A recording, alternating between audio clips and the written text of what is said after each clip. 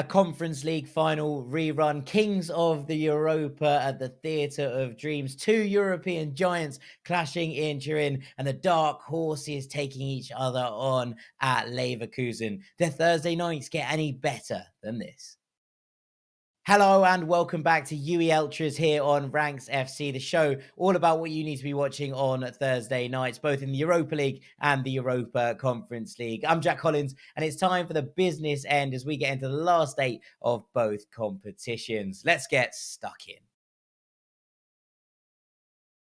I said on Ranks' big preview show the other week that for me, Juventus are favourites to go on and win this tournament, and they responded by losing 2-1 to Lazio at the weekend. Thanks very much, lads. With all that said, though, I think this has the potential to be the tightest and the most exciting quarterfinal of the lot. Two European giants currently outside the Champions League qualification spots in their respective leagues for differing reasons. Both will see the Europa League as an opportunity to not only win European silverware for the first time in a long time, it's 27 years without a major continental trophy for Juventus, and 59 have passed since Sporting lifted their singular Cup Winners' Cup, but also to re-establish themselves in the top tier of European competition next season.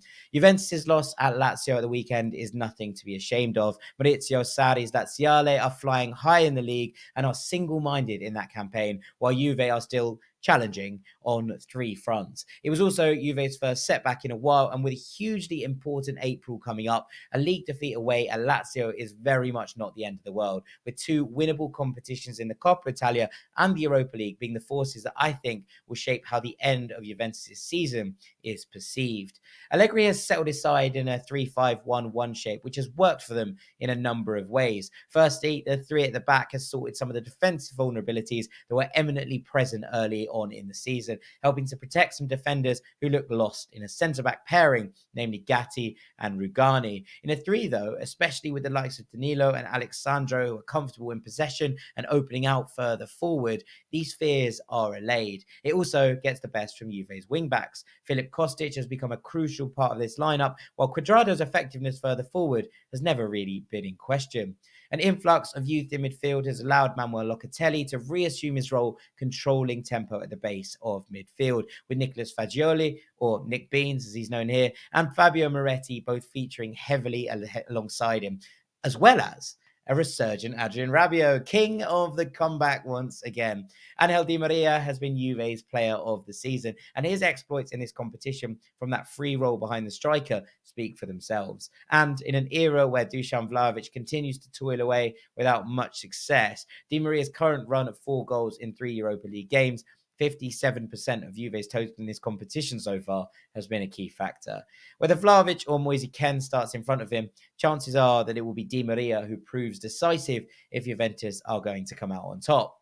That won't be without its challenges, though. Many had written Sporting off in the last round, especially when they couldn't hang on to their 2-1 lead in Lisbon, and then Arsenal went ahead at the Emirates in the second leg. A moment of magic from Pedro Gonçalves proved enough to send the tie all the way through to penalties, though, and the lads from Lisbon were calm from the spot, slotting all 5 to send them through to the last 8. It's an amazing result in what has been a topsy-turvy season for Sporting, though. They find themselves 5 points behind Braga in the league in 4th place, which is currently a Conference League qualification spot, although that does depend on who wins the Taça de Portugal. But Braga seem determined to smash through the glass ceiling into Portugal's Big Three and into those Champions League qualification spots. With just 7 games left to go, Sporting seem unlikely to be able to catch them on their own terms, barring a catastrophic collapse from Braga. Just can't see it happening. It increases the pressure, though, on this game, and Sporting are going to need to snap out of a weird period if they're going to get anything in Turin. There was a 0-0 draw midweek last week with Gil Vicente, which gave way to a derby against Casa Pia, who are Lisbon's third and often forgotten Primera club, which Sporting scraped through 4-3 after a late red card for the opposition and then a late Francisco Trincao winner, which happened to be the third goal of his first ever career hat-trick. Congratulations, Francisco. Ruben Amorim will not shift from his preferred 3-4-3 formation, although I would expect changes from the weekend's lineup, with Jeremiah St. Just and Gonzalo Inacio coming back into the back three to partner skipper Sebi Coates. He has a decision to make in midfield, though. In trickier away games, Amorim has liked to play with a more defensive shield of Manuel Ugarte and Hidemasi Morita and push Gonçalves further forward into the front three. With Ugarte suspended, though, after his red card against Arsenal, Amorim's hand may be forced, and Gonçalves may need to play that deeper role once again. What that does is leave space for hat-trick hero Trincao to stay in the team and attempt to keep his good run of form going on that left flank. Starboy Marcus Edwards will continue in his preferred right-hand side berth, whilst in the middle, Amorim has tended to stick with veteran Paulinho leading the line in the Europa League, rather than the exciting young talent of Youssef Chamiti, who's tended to get the league games. Two good sides feeling a bit sorry for themselves, whose shape should mean an intriguing battle, especially down the flanks, with wing-back facing off against wing-back. Juve's extra man in midfield is something to keep an eye on, as well as which of Sporting's back three take it upon themselves to shadow Di Maria in that free role. I made Juve favourites, so I will stick with it, and I'm going to say the home side edge it 2-1. United host record Europa League winners Sevilla at Old Trafford, but in truth, this is a tie that's almost certainly trickier on paper than it is in reality. Sevilla have just appointed their third manager of the season. Jose Luis Mendilibar has followed in the footsteps of Jorge Sampaoli and Julen Lopetegui in taking the reins at the Sanchez Pizjuan, and whilst he's achieved two decent results in his first two games, his style of football and direct approach is probably more akin to keeping teams in divisions than winning European quarterfinals. United will take some heart from the fact that they managed to dispatch Sevilla's cross-city rivals Real Betis in the last round without all that much fuss, to be honest. A Betis side that are, by all accounts, much better than their red and white neighbours in this campaign, at the very least. And there's also the return of Casemiro for United, who was also always free to play in European competition, but has now also served his domestic suspension as well. And the fact that Christian Eriksen made his return from an injury layoff against Everton at the weekend. I think Ten Hag is too sensible a man to throw Eriksen in at the deep end here. So I'm expecting to see a Casemiro-Fred pivot in this one with Tomine out as well. Anthony Martial has also enjoyed a return to action of late. And after two appearances from the subs bench, this might just be the ideal time to give him some minutes against a team that he found himself on loan at last season. In fact, he only scored for Sevilla in the Europa League during his couple of months at the club. Marcus Rashford's absence is, of course, a hammer blow for United's end-of-season ambitions, but it gives Jadon Sancho further opportunity to cement his place in this side. And the idea of a fluid Sancho, Martial, Antony front three is one that I think a lot of United fans will want to see, especially against a defence that has been leaky this season. Sevilla have a couple of injury issues too, namely the absence of Joan Jordan in the middle, who's been a mainstay of their midfield for a number of years now. Fernando, famously formerly of the other side of Manchester, should fill in alongside Ivan Rakitic, but it is what Mendilibar does in front of them, with the four in front of them in particular, that should interest the neutral. Youssef En-Nesyri has refound a little of his goal-scoring form of late, and his 14 in all competitions is the best that Sevilla have to offer this season. That record means he should get the nod ahead of former Wolves man Rafa Mir. Behind him, Mendilibar has a wealth of talent to choose from. Tottenham loanee Brian Hill has felt far more like the player that we saw coming through since returning to his native Andalusia, and somewhat ironically, has struck up a decent partnership with the man who went the other way in the deal that brought him from Seville to Spurs in Eric Lamela. The prodigiously talented Oliver Torres can also play in these spots, as can Suso and Papu Gomez. It is truly the only part of this Sevilla side that boasts such an array of riches. It has been, and I imagine it will continue to be, the defence that lets Sevilla down this season, though. Fresh off conceding 2 goals in the 89th and then the 93rd minute at home to Celta Vigo at the weekend, Sevilla's 44 goals conceded is worse than all but 4 teams in La Liga, and has been the reason for their catastrophic domestic season. Atleti put 6 past them at the start of March. They've also been dismantled by Barcelona, Real Madrid and Osasuna in the league, and Manchester City and Dortmund in the Champions League. And to be honest, that's really just naming a few. United will feel that they can get the best of a defence which still somehow contains the makeshift figure of Nemanja Goudet. And that's not criticism. That man has put in an absolute shift for Sevilla moving into centre-back from midfield. But the fact he's still there is a damning indictment of the fact that nobody has stepped up to fill the gap left by Jules Koundé and Diego Carlos when they both left for pastures new last summer.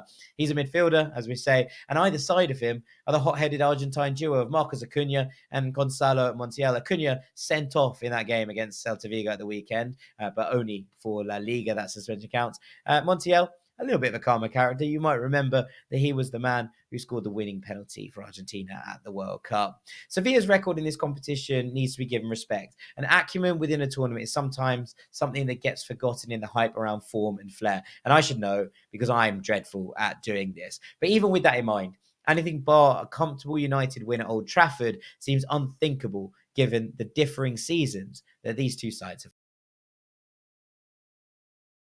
Xabi Alonso's Bayer Leverkusen are the form team in the Bundesliga right now with 5 wins and a draw in their last 6, but they come up against veritable giant killers in Union Saint-Gilloise in one of the most intriguing ties of the entire round. This, ladies and gentlemen, is where your dark horse in the Europa League is coming out of. 35 years ago, Leverkusen emerged to win this tournament, albeit in its previous guise as the UEFA Cup. USG's European history has no such silverware within it, although they have reached the quarterfinals of a major European trophy before, beating Roma over 2 legs of the Intercities Fairs Cup, the predecessor to the UEFA Cup, the predecessor to the Europa League, back all the way in its second iteration in 1959. They were, though, comprehensively shut down by Birmingham City in the semi-finals.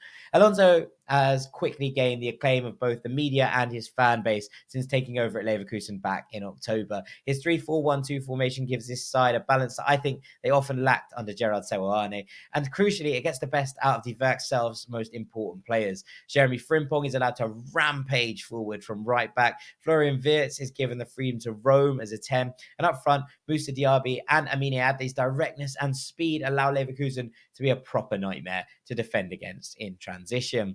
In the middle, the experience and solidity of World Cup winner Ezequiel Palacios and the ever-dependable Robert Andrich provide the platform for Wirtz and co to cause carnage, while behind them, Edmund Tapsoba has rediscovered the form that made him one of Europe's most in-demand centre-backs a couple of seasons ago. Jonathan Tah provides the calm, experienced head in the middle, and Odilon Kasunu remains an incredible winner of tackles and duels on that right-hand side, giving Frimpong yet more cover and more platform for him to fly forward and do what he does best.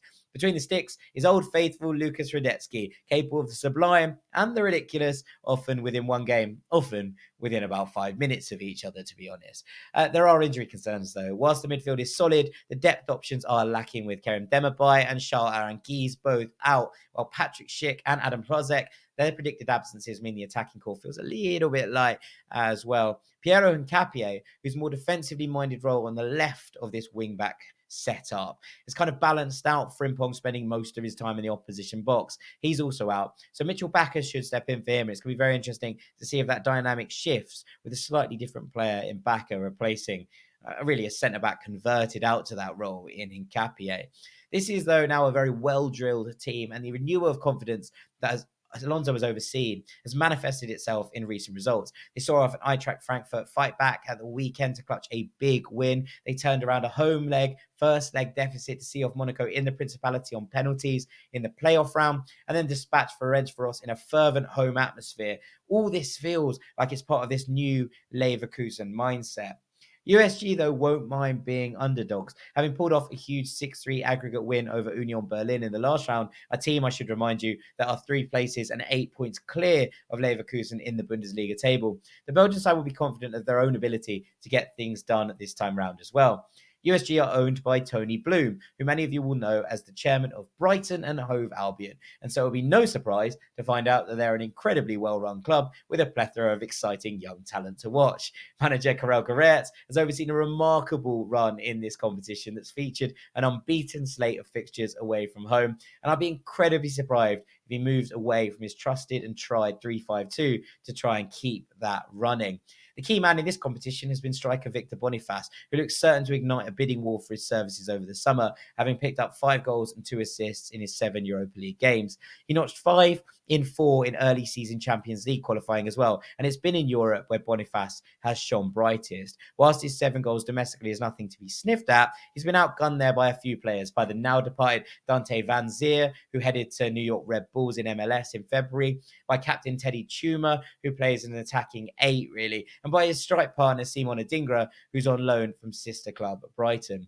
So there's something about Europe and Boniface that just clicks, and I think it's something that could define this fixture, the transitions. Because in Belgium, USG are a dominant outfit gunning towards the top of the table for the second year running.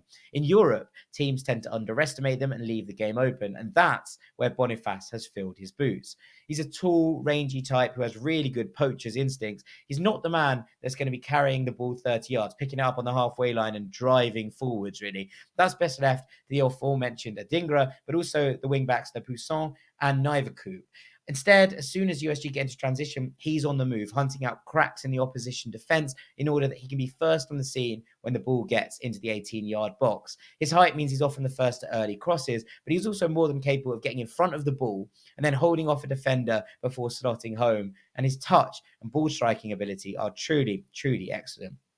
Keep an eye too on Senny Leinen. The Belgian has become a crucial cog at the base of the USG midfield, and his battle with Wunderkind Wirtz could well be the defining point of this encounter. I'm expecting a lively end-to-end tie with both teams having chances and both teams on the score sheet, while I think Leverkusen edge it at home to end USG's perfect away run in the Europa League.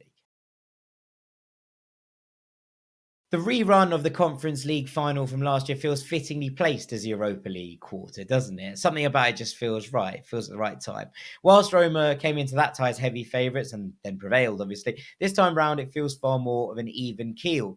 Feyenoord have taken advantage of Ajax's fall from grace to surge to the top of the Eredivisie table, and they're on the brink of clinching the crown in the Netherlands, whilst Roma sit third in Serie A behind runaway leaders Napoli and cross-city rivals Lazio. Both, though, feel stronger, more cohesive than the last time they met, although to differing degrees. And whilst this might not be the most entertaining of the quarterfinals, I think it will surely be amongst the most competitive. 21 goals in the 8 games they played so far in this tournament confirm that Feyenoord are a force to be reckoned with, something reinforced by the 7-1 hammering of Shakhtar Donetsk in the previous round. With a burning desire for revenge against Roma and a home record that nobody can sniff at, Arne Slot's side will look to set their stall out early in this tie.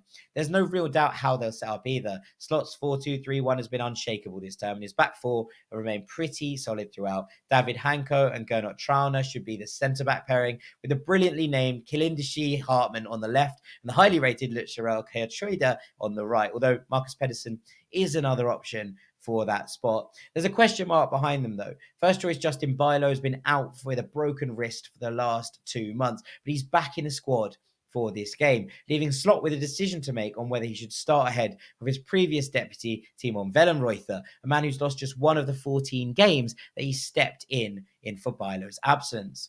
In midfield, the silk of the club captain Orkan Kökçü will be partnered by the steel of Mats Wife in a double pivot. That probably does both of them a bit of disservice. They're both much more rounded than that, but you get the general idea. With Simon Szymanski playing as a number 10 ahead of them. Igor Paixão and Usama Idrissi have both been in excellent form on the wings, so they should get the nod in the wide positions. While the great Mexican hope of Santi Jimenez will lead the line. Roma have returned to form after a post-World Cup wobble. Based on a rock-solid defensive record, it means they've only conceded 13 goals in their last 18 games in all competitions. The key is Mourinho's 3 at the back, which will definitely comprise Chris Smalling, and it will definitely comprise Gianluca Mancini. But the other spot's not quite as clear, because after a sending off in the Derby della Capitale that Roma lost to Lazio, Roger Ibanez then lost his spot to Diego Llorente, who was signed from Leeds. But whether this sticks or if Mourinho decides to give a previous stall a vote of confidence in this competition is yet to be seen. In the middle, I'd expect a midfield duo of Brian Cristante to manage the game and Gini Wijnaldum returning to the town in which he was born and a club which he played for a number of years, and who's also really grown into this Roma team after returning from injury, with skipper Lorenzo Pellegrini and starman Paulo Dybala flanking an out-of-form Tammy Abraham in the spearhead. Abraham will get back in the goals at some point, but he's been off the pace generally this season, but especially of late. He's notched just one in his last 10 appearances, and he's seen his starting spot at points usurped by Andrea Belotti. It's a very good Roma team, but I don't think it's one that's miles off what we saw in the Conference League final. Feyenoord, on the other hand, have got a whole lot better. It might not be enough to win them the tie over 2 legs, because who doubts Mourinho, knockout cup football, but I think the Feyenoord get a result at the Kuip tonight. And with that, we head over to the Conference League, where two of these ties stand out far more to me than two others. Obviously, we know that anything can happen in this competition, so I'm not trying to tempt fate. But I think Fiorentina and Nice will be very, very upset if they do not progress from their respective quarterfinals. Will be a big old upset on the cards. For the first legs, at least, then, we're going to go and focus on the other two games.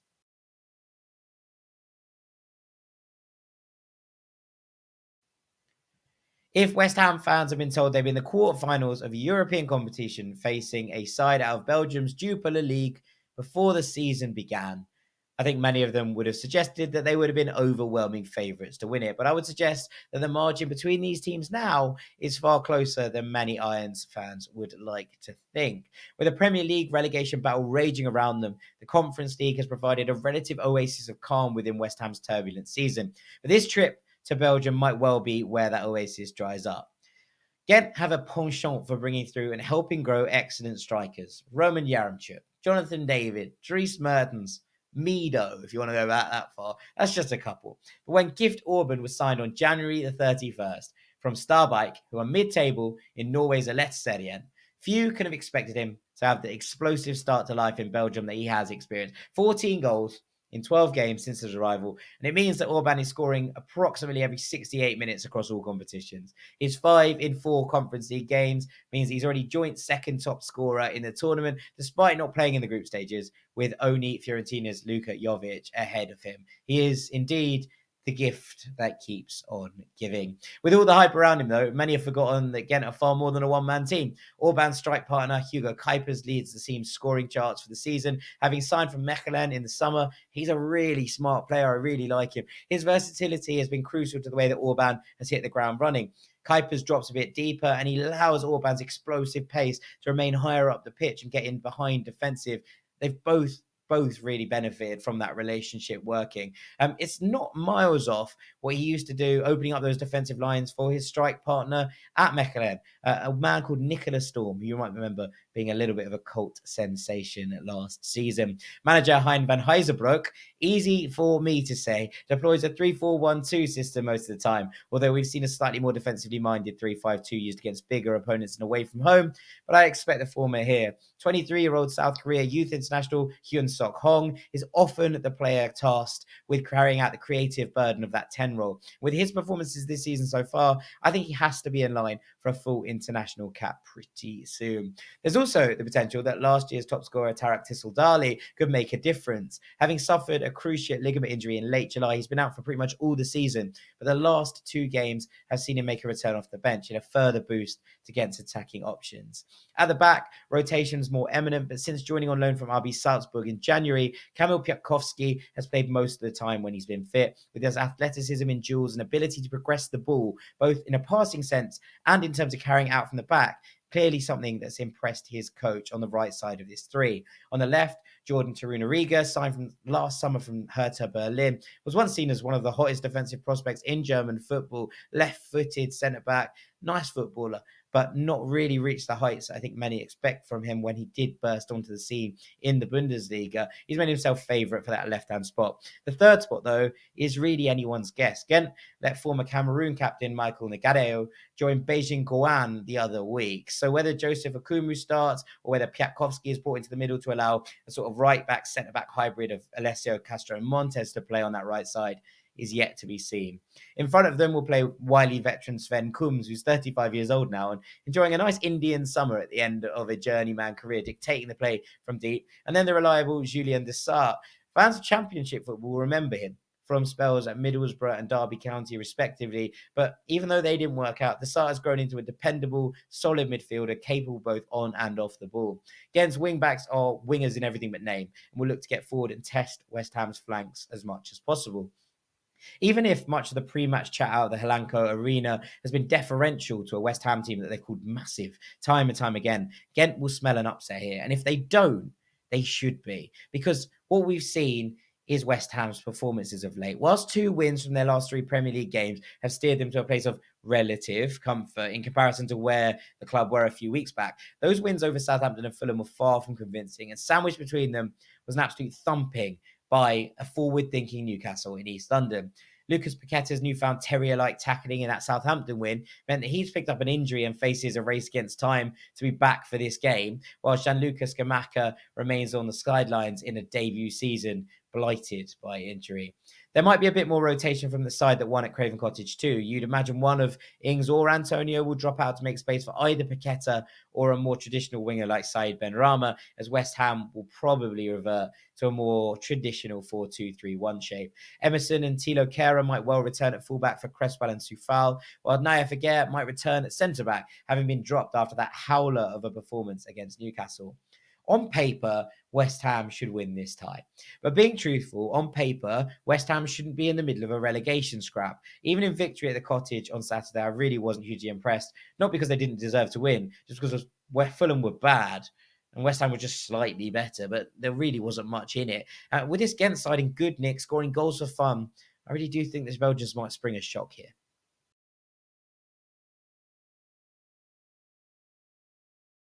I've given Anderlecht all sorts of stick on here throughout this season on UELtras, and yet they're still here and still fighting, dispatching Ludogorets, who I thought might knock them out, and then they've dispatched Villarreal, who I firmly had as tournament favourites. So I'm finally going to put some respect on their name because it's been hard earned.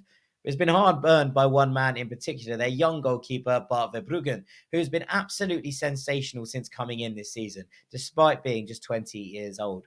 Since he came into the side on Boxing Day, an Anderlecht side who was struggling badly at the time have lost just 4 games of 19, and he's conceded just 16 times in that period. He also saved all 3 penalties in the shootout against Ludogorets, meaning what could have been a tricky situation was avoided at all costs. Something that was highlighted on Twitter by the excellent @FTalent Scout. He's conceded 1 goal from a post-shot XG of over 8 in his last 5 games. Absolutely ludicrous form that's pushed Anderlecht back into the running for Belgium's European contention round when everyone thought that might be dead in the water. And then there's the Stamani effect. After starting slowly, he's up to 7 goals in 12 Anderlecht games. That said, he has now lost his creator-in-chief, and that might be the thing that ends up costing Anderlecht when push comes to shove here. Jari Visharen's horrific cruciate injury, which will see him out for 9 months, is terrible news for both a young player what seemed to be entering a new phase of his career, and for Anderlecht, whose complete attacking arsenal was based around the young man wearing their number 10 shirt. Sadly for Anderlecht, on the other side of this tie, there's a creator and goal scorer in perfect harmony and in a clean bill of health in the form of RZ's Jesper Karlsson and Vangelis Pavlidis. The Swede, who was subject of the controversy in his homeland, a bit strange one really, for a perceived lack of minutes given to him over the international break, ended with the manager having an on-screen argument with a pundit. He's running hot. His 18 goal contributions in 28 games across all competitions shakes out at 1 every 121 minutes. And his ability to drift off his left wing and make things happen was a scourge of Lazio, who had handed all 4 goals knocked out the Bianca Celesti in the last round of this competition.